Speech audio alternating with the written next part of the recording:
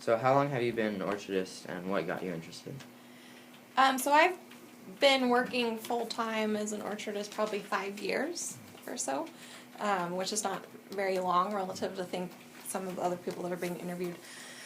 But I grew up here in Manson, and all my life my parents were orchardists, and so that's really what got me interested. Although I didn't know in high school or through college that this is what I wanted to do, but after college, I really wanted to get back to the community and work outside and do something that contributed to our valley, because I think it's so special, and orcharding was a good fit. Okay. Can you please explain to us your current method or operating your orchards? Current method of operating the orchard. So maybe kind of in general, or do you have a kind of a specific thought in mind with that question? Okay, let's see. So what's your current method of applying fertilizer? So like fertilizer applications? Yeah. Fertilizer applications are mainly done through, it's called granular, but so it's like a powder form, but they're kind of bigger droplet size, like maybe rock salt or something, and it's applied with a spreader onto the soil, and so you have a tree row, right, and then you have a grass strip usually, and then you have another row of trees, and so we're trying to put that granular fertilizer right into where the trees actually are, and water them in, not too much, but just enough, and then it's supposed to go down into the soil and then be uptaked by the roots and then get into the tree.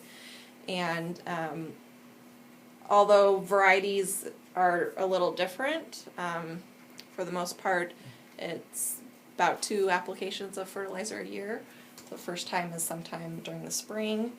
Some crops like cherries, maybe you want to get 2 applications in the spring, and then another application in the fall before it goes to sleep, and then start all over again the next year. Okay. Number 3. Actually, no. Okay.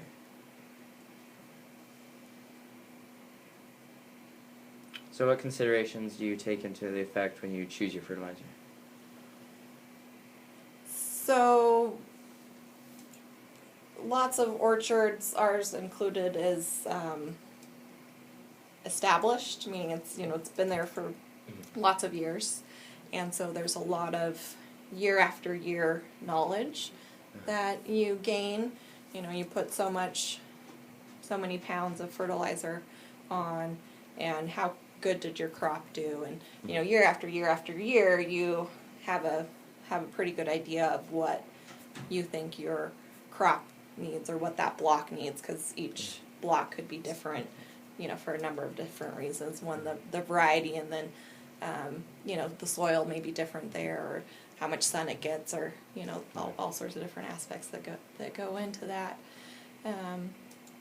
But then we also do these days, especially with some more high value crops like cherries and honeycrisp, we actually get block specific soil analysis done that gives you a breakdown of each nutrient, nitrogen, calcium, magnesium, zinc, on and on and on, for that specific block, what that makeup is, and then you can create a targeted blend that rather than guessing, oh yeah, I usually need 20 pounds of nitrogen every year, you actually get to see real world, okay, right now, and maybe you only need 15 pounds that year, that sort of thing. So we do that on some of the higher value crops. But on our big old red trees, we have our program, and we do a cheap, cost-effective, just general calcium nitrate application, and we know we want 50 pounds an acre on that once a year, and we'll do that in the fall. Okay. And just stick with that. So yeah, lots of factors go into it. Okay. Are there any laws that has changed fertilizers that you use? So laws are definitely continually changing. There haven't been any, well, I guess laws that are in effect yet since I've come back full time. But I've only been back 5 years, which is a relatively short amount of time. But things have most definitely changed since 20 years ago regarding that. And actually, somewhat recently, the federal government passed a new Food Safety and Modernization Act, is what they call it.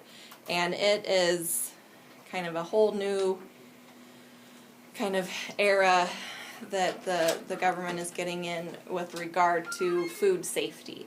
So it's taking it, for years and years and years, they've had rules in place that dictate what type of chemicals is okay to use, including fertilizer, which ones are not okay, how much you can use of a certain product, when it's okay to go back into the orchard after using that product, or if you need to wear safety gear, all of those sorts of things. But now we're with this new act that was passed, it's going even further to just expanded documentation for anything and everything that you do in the orchard, and rules and procedures that regardless of how big or small you are, you need to have clearly set in place with all targeted to making sure that our food is safe, and whether it's safe from chemicals or other natural, you don't want poop on your fruit, all those sorts of things. So yes and no.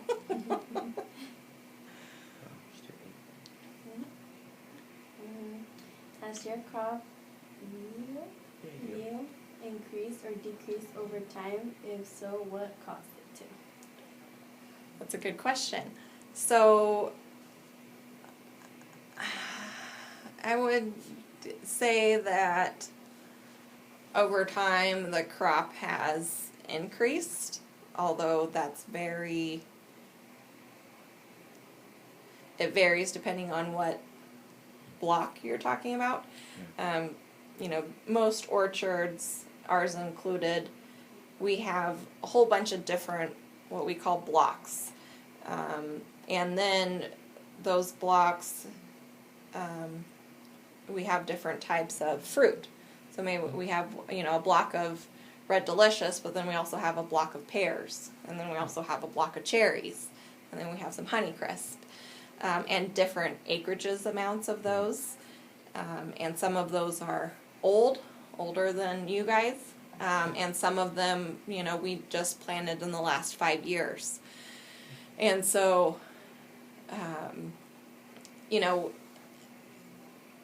today's farming practices, if you are going to go in and plant a new orchard tomorrow, you are going to you're going to yield a lot more fruit per acre than an orchard that was planted 25 years ago.